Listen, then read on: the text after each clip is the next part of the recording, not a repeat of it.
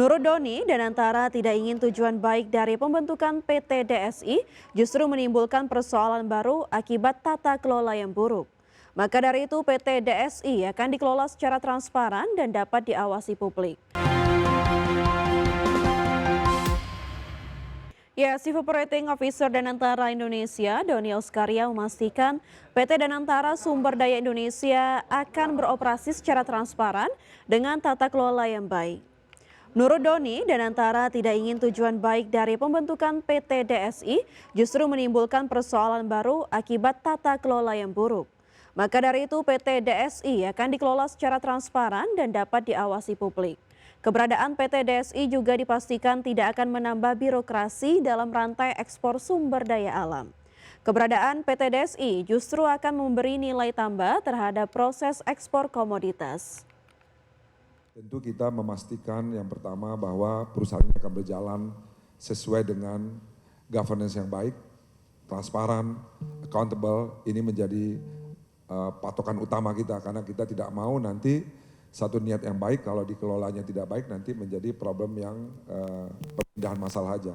Jadi kami memastikan bahwa perusahaan yang dibentuk itu nanti akan berjalan dengan transparan dan dapat diawasi. Pemirsa, Presiden Prabowo Subianto menerima kunjungan Wakil Perdana Menteri Qatar sekaligus Menteri Negara Urusan Pertahanan Qatar, Sheikh Saud bin Abdurrahman bin Hasan bin Ali Al Thani. Pertemuan khusus ini menjadi bagian dari upaya mempererat hubungan bilateral antara Indonesia dan Qatar di tengah gejolak Timur Tengah.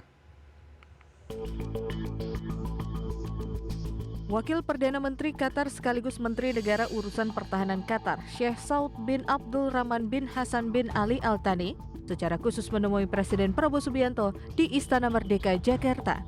Dalam pertemuan ini, kedua pemimpin fokus mempererat hubungan bilateral antara Indonesia dan Qatar.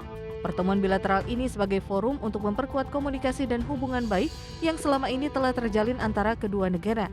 Secara khusus, Sheikh Saud menyampaikan pesan dari Emir Qatar yang menegaskan komitmen Indonesia untuk terus mempererat hubungan bilateral dengan Qatar.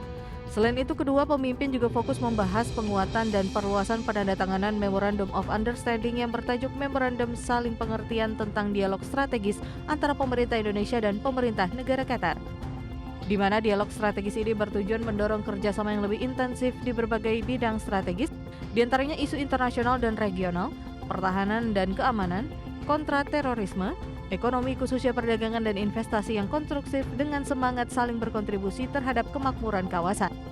Jakarta, Tim Liputan IDX Channel. Indonesia telah meraih kesepakatan investasi dengan Perancis, di mana saat kunjungan kenegaraan Presiden Prabowo Subianto mencapai kerjasama sebesar 61,25 triliun rupiah dengan Presiden Emmanuel Macron.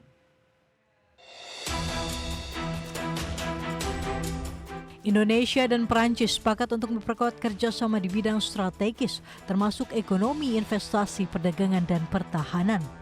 Kerjasama yang dicapai Presiden Prabowo Subianto meraih kesepakatan investasi sebesar 61,25 triliun rupiah dengan pemerintahan Presiden Emmanuel Macron. Salah satu kerjasamanya menghasilkan peluncuran French Indonesia High Level Business Council yang mempertemukan para pemimpin dunia usaha kedua negara. Momentum terbentuknya Dewan Bisnis tersebut menghasilkan 4 kesepakatan komersial baru senilai 3,5 miliar dolar Amerika atau 61,25 triliun rupiah yang difokuskan pada sektor ketahanan energi, perdagangan, investasi, dan kerjasama pertahanan. Menteri Investasi dan Hilirisasi sekaligus Kepala BKPM Rosan Ruslani menyebutkan pembentukan Fresh Indonesia High Level Business Council menjadi tonggak penting dalam pererat kerjasama ekonomi antara Indonesia dan Perancis. Sebanyak 30 pemimpin perusahaan dan pelaku industri utama yang memiliki kapitalisasi pasar mencapai 1,3 triliun dolar Amerika Serikat siap bekerja sama menjadi mesin penggerak untuk mendorong investasi, perdagangan, dan kerjasama strategis yang memberikan manfaat nyata bagi kedua negara. Dewan bisnis ini dipimpin bersama oleh Chair French Indonesia Business Council, Medef International yang juga CEO Danone, Anthony de Saint-Exupéry, serta Ketua Umum Kadin Indonesia Anindya Bakri. Jakarta, Tim Liputan IDX Channel.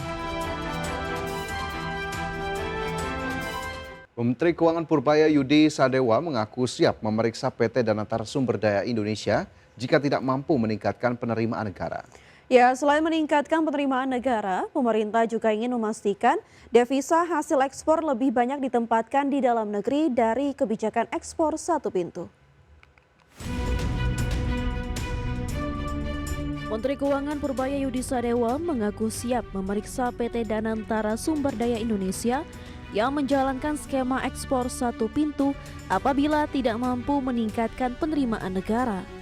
Menurut Purbaya, filosofi dasar kebijakan ekspor satu pintu bukan untuk mengurangi kewajiban perpajakan eksportir, namun pemerintah berharap penerimaan negara justru meningkat karena transaksi ekspor menjadi lebih transparan dan mudah diawasi. Purbaya mengungkapkan, selama ini pemerintah menemukan indikasi adanya praktik manipulasi nilai ekspor yang berpotensi mengurangi penerimaan negara.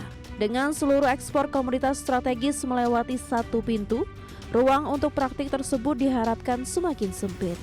Terus untuk membentukkan DSI adalah apakah ada fasilitas pajaknya.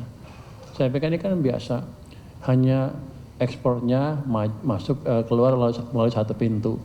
Semua pajak akan berlaku seperti biasa.